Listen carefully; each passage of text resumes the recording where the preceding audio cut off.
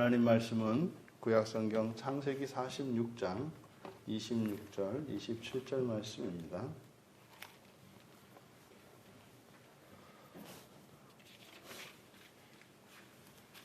우리 같이 한 목소리로 함께 읽겠습니다.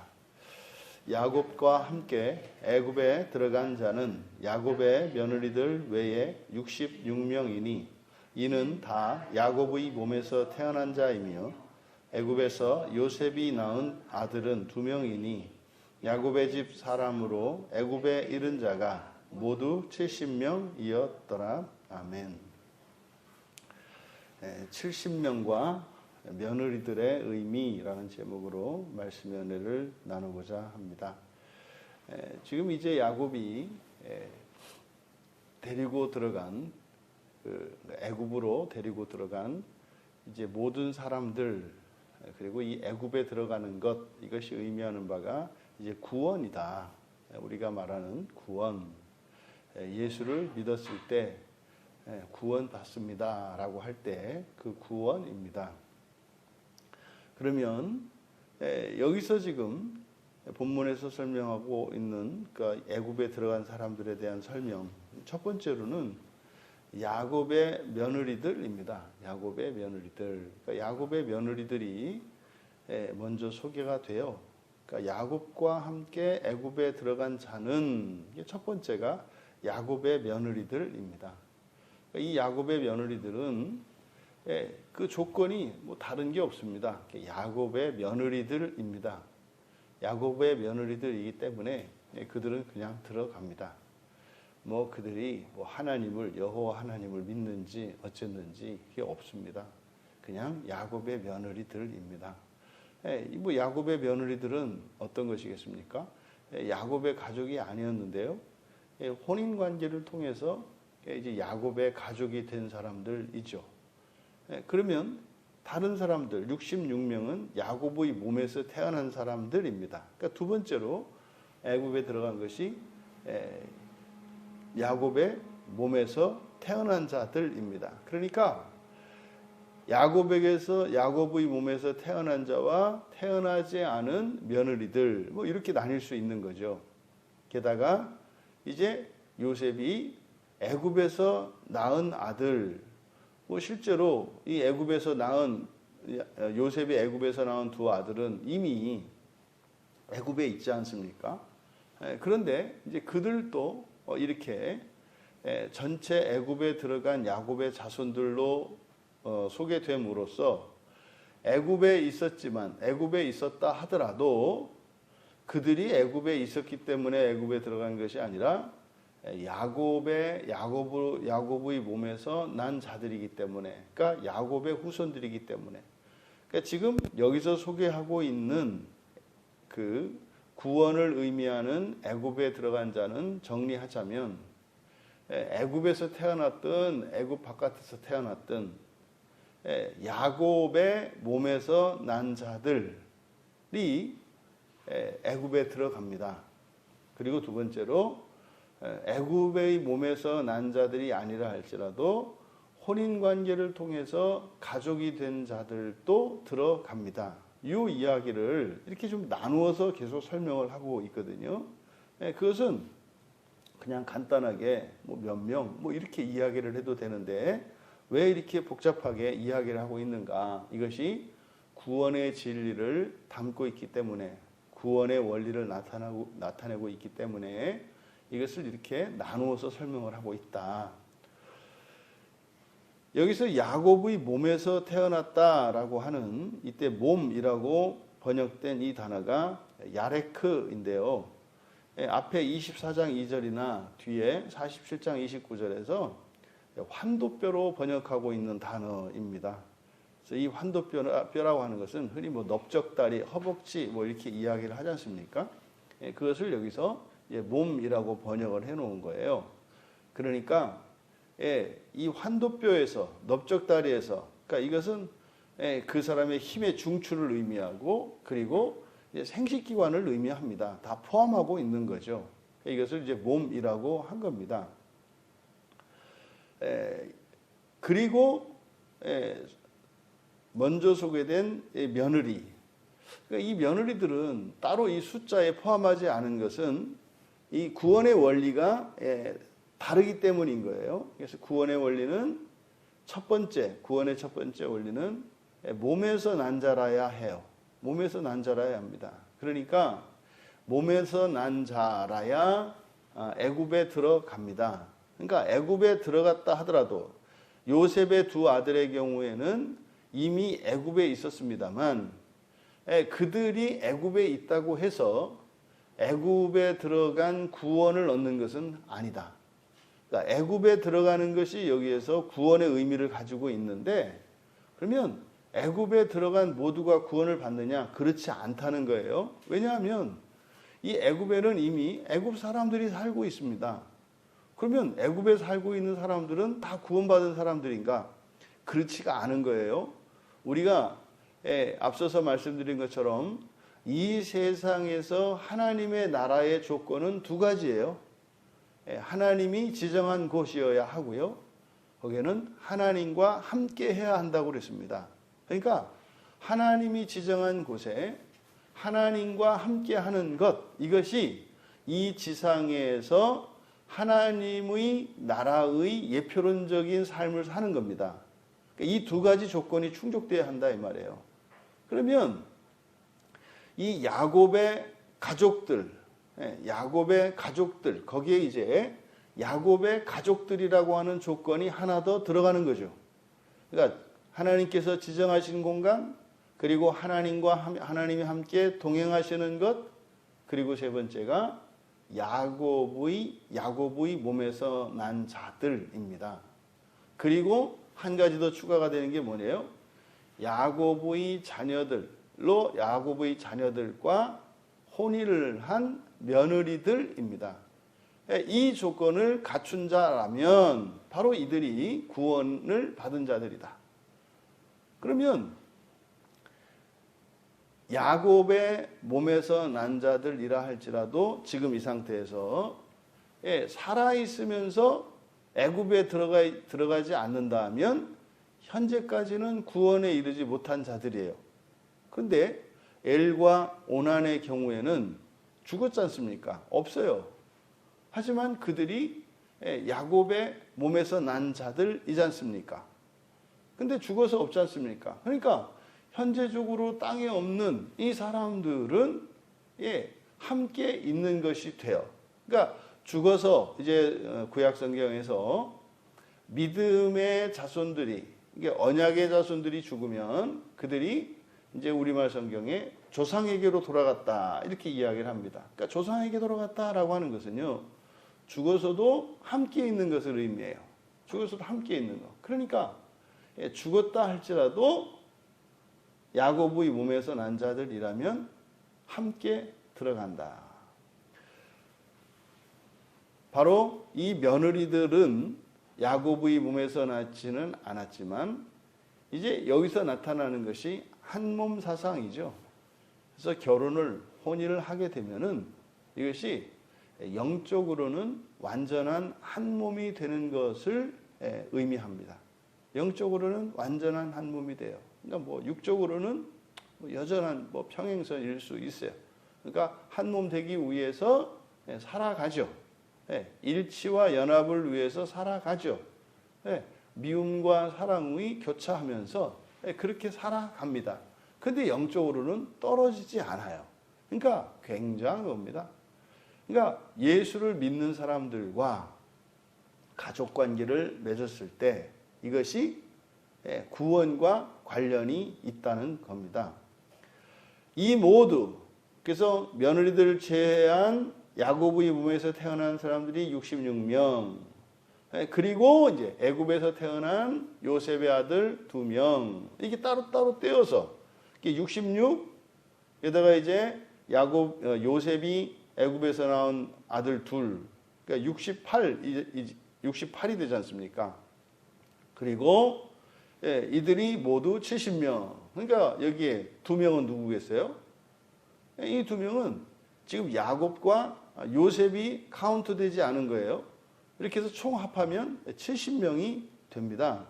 그런데 스데반은 사도행전 7장 4절에 보면은 스데반이 이때 야곱과 함께 애굽에 들어간 모든 사람이 75명이라고 되어 있어요. 그래서 예전에 저도 이제 이것 때문에 한참 이제 고생을 했거든요. 이렇게 맞추고 저렇게 맞추고 그때 그래서 이제 예일과 오난을 넣고 뭐 이렇게 이제 막 아주 복잡하게 뭐 이제 그래서 계산을 했거든요. 근데 이제 그 알고 봤더니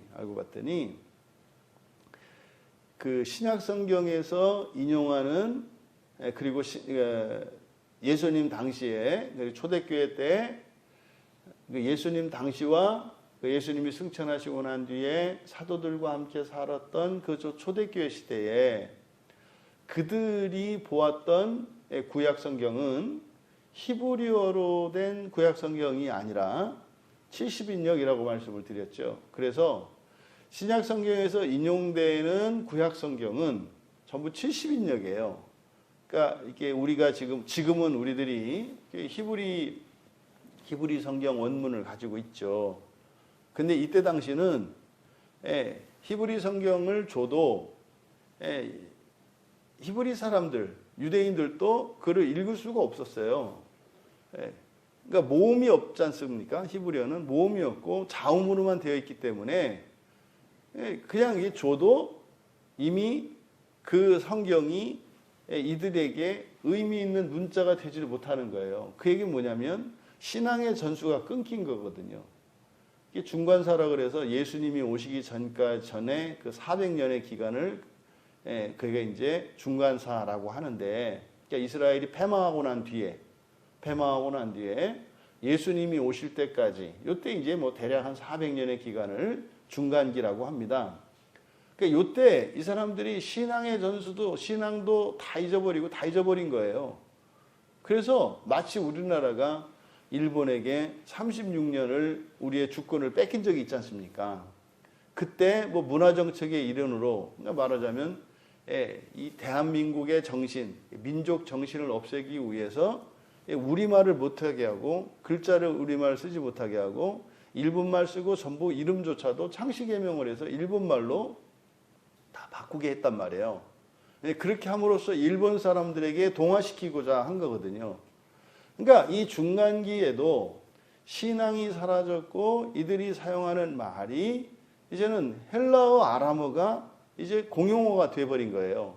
그러다 보니까 여호와 하나님의 언약의 백성으로서의 그 거룩성을 잃어버린 거죠.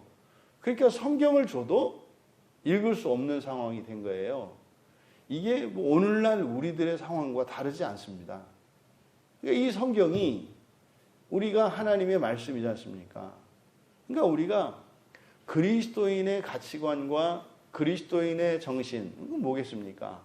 그것은 예수님과 성경에 기록된 이런 율법들이에요. 예수님의 말씀과 구약 성경에 기록된 이러한 율법들입니다. 그리고 성경에 담겨 있는 수많은 사건들을 통해서 우리에게 가르쳐 주시는 기준과 원리들이거든요. 근데 그게 잃어버렸어요.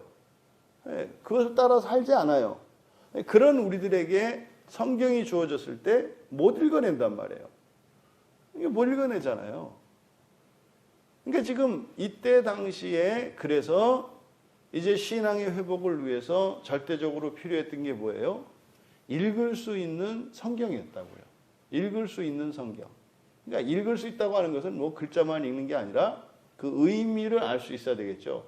그래서 만들어진 것이 70인역이라고 하는 성경이다. 그러니까 70인역이라고 하는 성경은 이 사람들이 당시의 사람들이라면 읽고 해독하고 이해할 수 있는 성경입니다. 이게 이제 오늘날로 말하면 이제 번역 성경인데 실제로 번역 성경조차도 그렇게 쉽게 이해할 수 있는 것은 아니죠. 어쨌든 그때 당시에 이 기독교인들이 그 신앙을 회복하기 위해서 구약 성경의 말씀을 읽었는데 그때 읽은 성경은 바로 70인역 성경이다. 그래서 70인역 성경에 보면 요셉의 또 다른 아들 5명이 기록되어 있어요. 뭐 제가 직접 보진 않았습니다만은 그렇답니다. 그래서 요셉의 또 다른 아들 5명이 기록되어 있기 때문에 그래서 스데반이 본 것이 70인역 성경이고 70인역 성경의 가르침에 따랐기 때문에 75명으로 밝힌 것이라고 합니다. 그러면 어쨌든 우리는 히브리 원문에서 나와 있는 그 70명을 기준으로 우리가 생각을 해볼 때 왜 여기서 어차피 그러면 며느리들도 부부와 그 야곱의 자녀들과 한 몸이 돼서 그들이 애굽에 들어간 것이고 그러면 그들도 구원에 이른 것인데 왜 굳이 야곱의 며느리들을 제외했을까? 왜 이렇게 차별을 하는 것처럼 보이지 않습니까? 근데 그것은 의도적으로 70이라고 하는 숫자를 만들기 위한 거예요. 그러니까 이 본문을 통해서 구원의 원리를 가르쳐 줘요. 앞서 말씀드린 것처럼 이 4가지 조건에 따라서 하나님이 정하신 곳에 그리고 하나님과 함께 믿는 거지 않습니까? 그리고 야곱의 자손이라면 또 야곱의 자손들과 결혼을 했다면 살았든지 죽었든지 애굽에 들어가서 구원을 얻게 되는 것이다. 그런데 여기서는 또 70명으로 소개를 해요. 그러면 조심할 것은 70명에 들어가 70명 숫자에 들어가지 않은 야곱의 며느리들은 구원이 아닌가? 이게 이제 발라내기 시작하면 안 된다 이 말이죠. 구원은 이 안에 들어가 있으면 되는 겁니다. 그런데 왜 70명을 말을 했는가? 그러니까 여기 이제 70의 의미가 70이니까 7하고 10이 합쳐진 거 아닙니까? 7 곱하기 10이에요. 7 곱하기 10. 그러면 7 곱하기 10이니까 7은 우리가 계속 살펴봤던 것처럼 첫 창조의 수예요. 첫 창조의 완성을 의미하는 게 7입니다. 근데 10이 의미하는 거가 뭡니까? 이게 꽉 찬 거고요. 이게 충족한 거예요. 완전한 거예요. 그래서 10이 의미하는 바는 충족성, 안정성을 나타내요. 그러니까 질서가 딱 잡혀 있는 상태, 온전함의 상태. 이게 우리가 하나님께서 계획하신 그 일이 다 이루어진 것, 이것을 온전하다라고 하지 않습니까? 그래서 온전한, 그럼 이게 헬라어로 텔레이오스라고 하는 말인데, 이 10이라고 하는 것은 하나님의 그 창조의 섭리, 그러니까 하나님의 질서가 완전히 이루어진 선제의 상태, 어디에서? 첫 창조에서. 이것을 지금 7과 10으로 나타내고 있다. 그러니까 7은 첫 창조의 수고, 10은 완성의 수니까 7과 10이니까 첫 창조의 완성을 의미해요. 그러니까 여기서도 우리가 알 수 있는 게 이 70이라고 하는 숫자를 통해서 지금 애굽으로 들어가는 것이 무엇을 의미한다? 구원을 의미한다.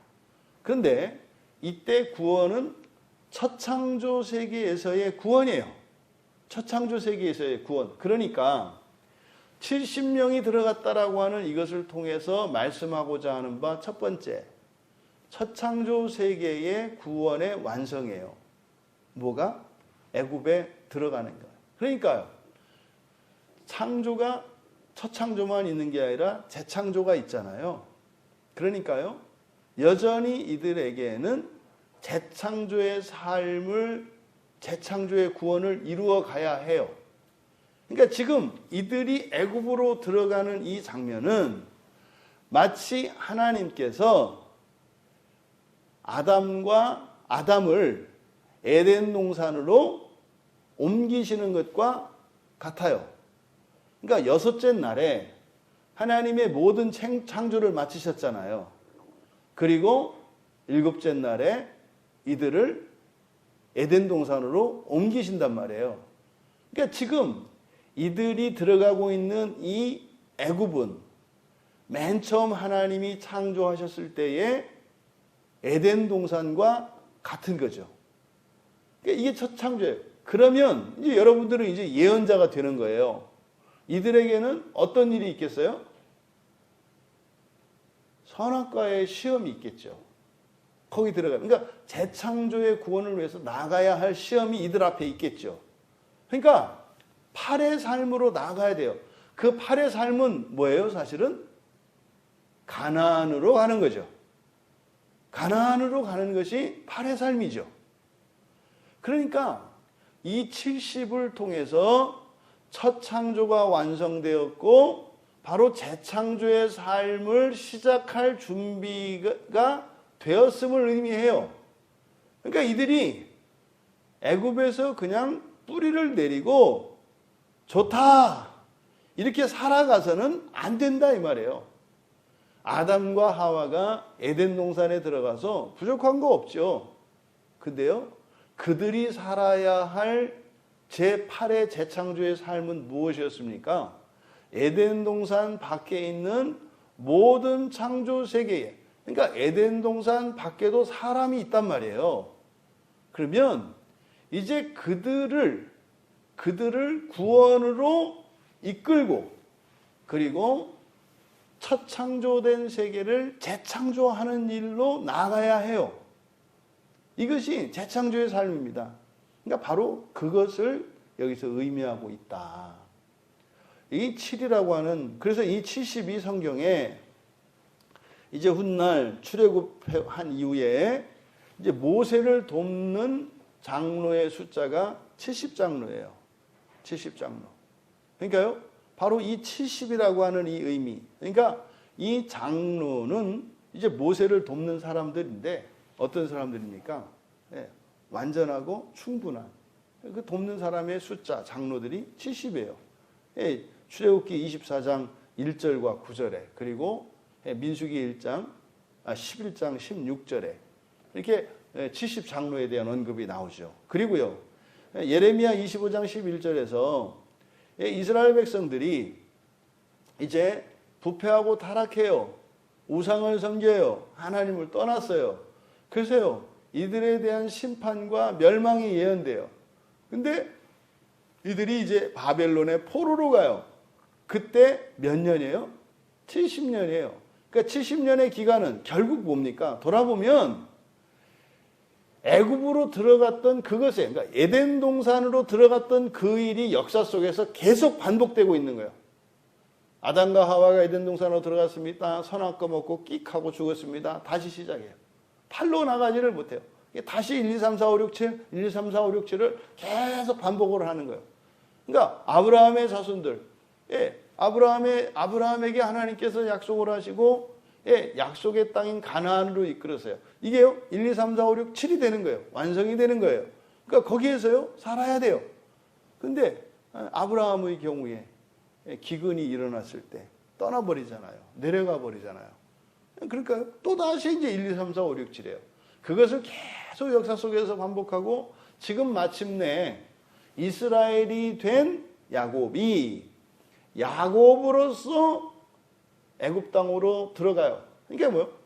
다시 또 이제 그 에덴 동산에 온 거예요. 에덴 동산에 온 거. 바로 이것을 의미합니다. 그래서 바벨론 포로기에, 그러니까 왜 바벨론으로 포로로 잡혀갔어야 돼요? 다시 선악과를 따먹은 거예요. 율법을 어긴 거예요. 하나님을 떠나 하나님을 버리고 귀신과 버타여 귀신을 섬기며 살게 된 거예요. 그러니까요, 그때 당시에 예레미야가 울면서 바벨론으로 가야 된다. 그러니까요, 그때 당시에 예레미야 당시에 구원을 받는 것은 어디로 가는 거예요? 바벨론으로 가는 거예요. 교회가요, 하나님을 떠나면 교회 밖에 있는 것이 구원에 이르는 거일 수도 있다 이 말이에요. 타락한 교회는요, 떠나야 돼요. 이게 종교개혁의 성경적인 근거가 되는 겁니다. 여러분, 교회 밖에는 구원이 없다 라는 믿음을 가지고 있던 종교개혁자들이 어떻게 교회를 떠날 수가 있겠어요? 여러분, 종교개혁자들이 교회가 싫어서 떠났다 이렇게 생각하시면 안 돼요. 그러니까요, 종교개혁자들이 로마 교회에서 뛰쳐나온 이것은요, 이렇게 승리의 깃발을 들고 환호하며 나오는 게 아니에요. 이스라엘 백성들이 바벨론으로 끌려갈 때 그때의 마음으로 교회를 나와서 종교개혁을 일으킨 거예요. 여러분, 어떤 포로가 바벨론으로 바벨론으로 끌려가면서, 바벨론으로 가면서, 야, 구원받았다, 이렇게 하냐, 이 말이에요. 그러니까 이 세상의 구원이라고 하는 것이 무엇인지를 여기서 보여주고 있다. 또, 다니엘서 9장 24절에 보면은, 다니엘의 72대가 나온다고요. 그러니까요, 첫 창조는 반드시 완성이 돼야 합니다. 첫 창조는 반드시 완성이 돼야 해요. 이게 이제 요한계시록에 가면 7년 대환란으로 나오는 거예요. 7년 대환란으로. 그래서 이 창조된 첫 창조 세계는 반드시 완성되고 난 뒤에라야 새로운 세상이 열려요. 그러면 이스라엘의 역사, 예수님께서 오시기 전까지의 그 400년을 중간기라고 한다고 그랬지 않습니까? 이것이 역사 속에서는 종말론적으로 역사 속에서는 이 중간기가 뭐예요? 요한계시록에서 말하는 1000년 동안의 통치, 1000년기가 된다 이 말이에요. 또 하나 있습니다. 예수님이 누가복음 10장에서 제자들을 파송하실 때 몇 제자를 파송해요? 12제자 전에 12제자와 또 파송한 제자들이 70제자가 있죠. 그러니까 이 70제자가 의미하는 바, 그러니까 12제자는 12지파를 의미해요. 이 12지파는, 그러니까 12명의 사도는 첫 언약인 아브라함의 자손들, 그 가운데에서 야곱으로부터 12지파로 나뉘었기 때문에 바로 이스라엘 민족을 의미하는 숫자가 12이에요. 그러니까 사도들은 누구를 위해서 택함을 받은 사람들이에요? 아브라함의 후손이요, 이스라엘의 후손들로 해서 택함을 받은 게 12제자예요. 근데 보세요. 이스라엘이 부패하고 타락함으로 인해서 바벨론으로 포로로 가잖아요. 그러니까 일시적으로는 멸망당했다 이 말이에요. 그러면서 하나님의 복음이 어디로 가요? 바벨론으로 가는 거예요. 그러면 거기서요, 며느리들이 생기겠죠. 그 며느리들이 혼인관계를 통해서 이스라엘의 가족 안으로 들어오겠죠. 그럼 거기에서 태어난 자손들은 전부 야곱의 몸에서 태어난 이들이 되겠죠. 그러니까 그런 거예요. 1, 2, 3, 4, 5, 6, 7 완성이 돼요. 8로 나가야 돼요. 이게 구원의 진전이에요. 그런데 타락을 해요. 그럼 다시 1로 내려가요. 그럼 어떤 일이 일어나요? 포로가 돼서 떠나가는 일이 일어나요. 이스라엘이 뿔뿔이 흩어져서 디아스포라로 전 세계로 흩어져요. 이게 바벨론 포로로 가는 것과 같아요. 교회가 부패하고 타락해서 하나님의 새 언약의 백성들인 그리스도인들이 교회를 떠나서 세상으로 뿔뿔이 흩어져요. 이걸 종교개혁이라고 해요. 그러니까 종교개혁이라는 건 뭐예요? 교회가 망했다는 이야기예요. 교회가 망했다는 이야기. 그래서 돌아가요. 근데 여러분 보십시오. 가나안에서 떠나서 바벨론으로 갔지만 결국은요, 제8은 어디에서 일어나요? 가나안으로 돌아와야 돼요. 그럼 보세요. 로마 캐톨릭에서 종교개혁이 일어났어요. 그래서 떠나왔어요. 그래서 이 바깥에 개신교라고 하는 이름으로 교회들이 세워졌어요. 그러니까 이 세상 자체가 바벨론이에요. 그런데요, 돌아가야 할 곳은 어디예요? 가나안이에요. 그러면요, 결국은요, 로마 캐톨릭 거슬러 올라가서 유대인들로 가는 거죠. 그러니까 예수님께서 제자들을 보내실 때요, 예루살렘에서 시작을 하잖아요. 예루살렘 성전에서. 그런데 마지막 성전의 회복이 있겠죠. 이것을 이제 제3전의 성전 이렇게 이야기를 하는데, 현재는 그 성전이 아닌 거죠. 그 성전이 아닌 거예요. 하지만 그 성전이 회복되어야 하죠. 근데 그 성전은 뭐라고요? 제3성전은 건물로 세워지는 성전이 아니라 제8일의 재창조는 다시 이 지상에 있는 어떤 공간을 의미하는 게 아니라 성전은 누구를 의미한다? 여러분이에요. 여러분의 부활입니다. 바로 제3자는 여러분이세요. 그리스도인이세요. 그리스도인의 완성을 의미하는 거죠. 왜요? 더 이상 하나님의 영은요, 시은소 위에 계시지 않으세요. 하나님의 영은 성도들의 마음속에 계시단 말이에요. 그래서 우리의 부활을 의미하는 거죠. 그러니까 예루살렘을 다시 되찾아서 거기에 제대로 된 성전을 세우는 게 제3성전의 회복이 아니라 하나님께서 이 세상을 창조하셨고 마지막 그 최종적인 그 첫 창조의 완성이 사람의 완성이고 사람을 통해서 창조세계 전체가 재창조되는 것이 완성이에요. 바로 이러한 이 구원의 가장 기본적이고 총체적인 원리를 담고 있는 숫자가 바로 뭐다? 70이다. 그러니까 여기서 지금 이 70이 의미하는 바는 요 70명만 구원받는다 이런 의미가 아니라 애굽으로 들어가는 이것은 다시 한번 이들에게 하나님께서 재창조의 삶으로 나아갈 수 있는 기회를 주신 것을 의미한다. 그러니까요, 모세는 여기에 두렵고 떨림이 있어요. 근데 사실은요, 이들이 이 이후에 400년 동안 애굽에서 노예로 산다는 것을 알잖아요. 그러니까요, 노예로 사는 게 운명이 아니었다고요. 그러니까 그 이후에 어떤 일이 있었던 거예요? 또 여호와 하나님을 떠난 거죠.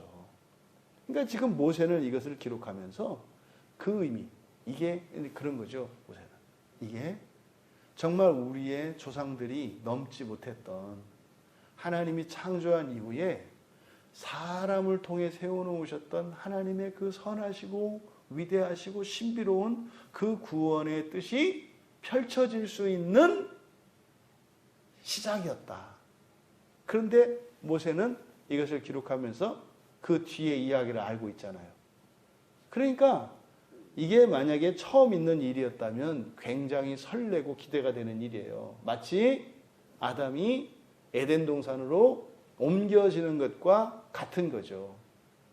그때 에덴 동산으로 옮겨진 것이 아담 한 사람이었잖아요.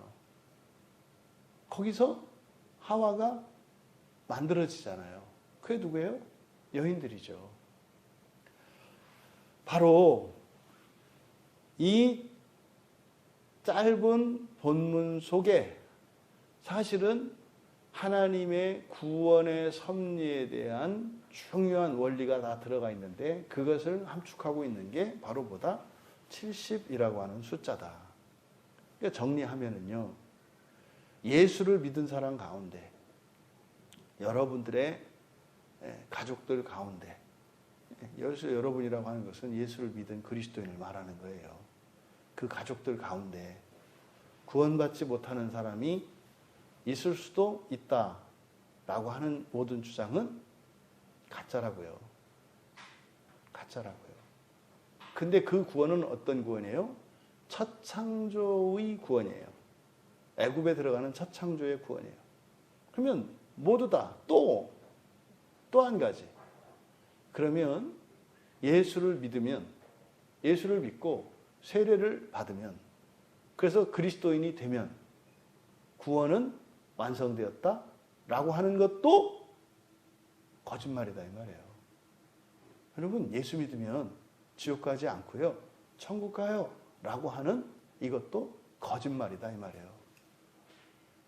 아담이 에덴 동산에 들어간 것으로 끝난 게 아니라 거기에서는 재창조의 삶을 시작해야 한다고요. 우리가 예수를 믿은 것은요, 이제 새로운 삶을 시작할 수 있는 기회 앞에 있는 겁니다. 그러면요, 재창조의 삶을 살아가는 이들에게 절대적으로 필요한 게 뭐예요? 성경이에요. 성경이에요. 성경 말씀을 믿고 성경을 따라 살아가는 그것. 이것은 아담도 살아보지 못한 삶이에요. 아담도 7까지밖에 못 살았다고요. 끝나고 나서 에덴 동산 쫓겨나서 평생 살았던 게 그냥 많은 주를 산 거예요. 1, 2, 3, 4, 5, 6, 7, 1, 2, 3, 4, 5, 6, 7, 1, 2, 3, 4, 5, 6, 7. 근데요, 그리스도인들도 예외가 아니에요. 똑같아요. 예수를 믿은 사람들, 이것은 야곱의 몸에서 난 자들과 같이 예수의 몸에서 난 자들이 되죠. 우리들이. 그러면 우리들이 이 장면에서 애굽에 들어가는 것과 같다. 우리들이 받고 있는 구원은 변함이 없어요. 확실해요. 어떤 구원에 있어서? 첫 창조의 구원에 있어서. 그것은 변함이 없어요. 이것을 종말의 부활이다. 하지만 우리는요, 그 구원으로 이루어내야 할 재창조의 구원 앞에 있다. 새로운 옛 생활의 끝이자 새로운 생활의 시작이 예수를 믿고 세례를 받는 것입니다. 그렇게 교회의 부패와 타락으로 세상으로 흩어져서 하나님의 구원이 중단되는 게 아니라 확장되어져 갑니다.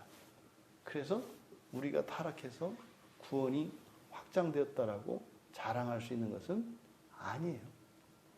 타락하지 않았더라면 더 영광스러운 방식으로 하나님의 모든 창조 세계가 구원 안에 들게 될 것이다.